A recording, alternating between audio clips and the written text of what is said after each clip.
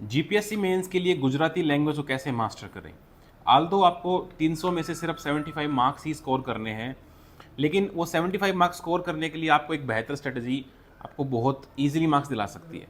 अगर मैं सिलेबस की बात करूं तो टोटल 12 टॉपिक्स हैं जो कमीशन की तरफ से दिए गए हैं।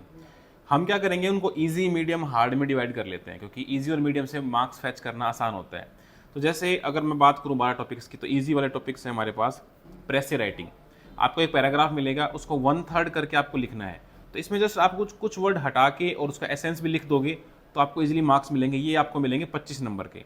इसके बाद एक कंप्रीहेंशन पैसेज आएगा 25 मार्क्स का, ऊपर पैराग्राफ होगा, नीचे आपको सिर्फ पढ़ के उत्तर देने होंगे। तो ये सबसे ईजी रहता है, यहाँ आप 20 नंबर तक भी स्कोर कर पाओगे।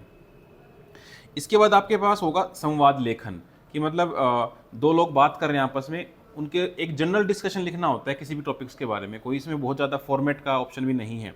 तो आपको यहाँ से 70 मार्क्स ईजी हो गए। इस 70 में से आप 30 to 35 मार्क्स स्कोर कर सकते हो।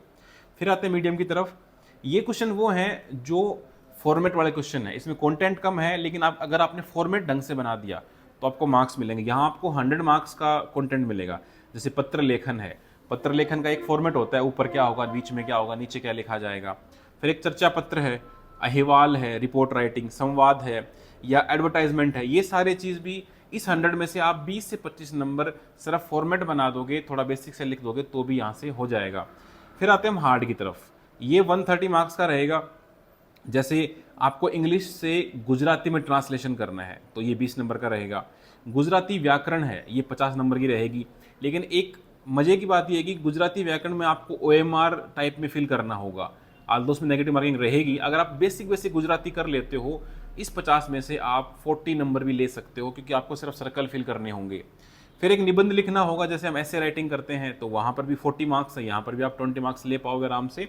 और एक विचार विस्तार आता है, ये पोर्शन थोड़ा टफ रहता है, 2 लाइन मिलती हैं, इनको एक्सपेंड करना होता है, ये 20 मार्क्स ही रहते हैं। इस 130 में से आप 50 नंबर स्कोर कर पाओगे। तो कुल मिला के 50 यहाँ से आपने ले लिए, ईजी में से आपने 30 मार्क्स ले लिए, 80 और ऊपर से हम 30, तो मतलब 85 to 90 मार्क्स का हमारा हो गया विदाउट एनी बिग एफर्ट। आपको 70 मार्क्स स्कोर करना है, आप कोशिश रखो कि 100 से ज़्यादा आप ले पाओ। इनका बार बार आप प्रैक्टिस करते रहोगे तो मेरे हिसाब से क्वालिफाई करना आपके लिए ईजी हो जाएगा। बस।